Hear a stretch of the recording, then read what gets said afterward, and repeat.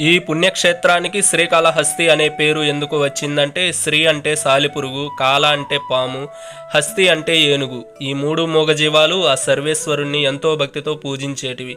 ఒకదానికి తెలియకుండా మరొకటి రకరకాల పూజలు చేసేటివి. సాలిపురుగు ప్రతిరోజు స్వర్ణముఖి నదిలో స్నానమాచరించి శివలింగానికి భక్తితో ఎండ తగలకుండా ఉండేలా సాలిగూడును నిర్మించి పూజలు చేసేది. పాము కూడా ప్రతిరోజు పక్కనే ఉన్న స్వర్ణముఖి ప్రతిరోజు నదిలో స్నానం ఆచరించి పూజలు చేసి విలువైన మణులను సమర్పించేది. తర్వాత దేవుని చుట్టూ ఉన్న సాలిగుడును తుడిచి ఆ శివలింగానికి ఎండ తగలకుండా తన పడగను నీడగా పట్టేది.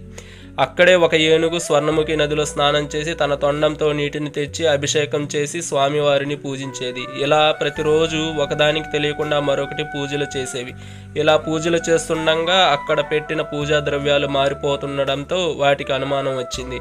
అలా ఉండగా ఒకరోజు పాము అభిషేకం చేస్తున్న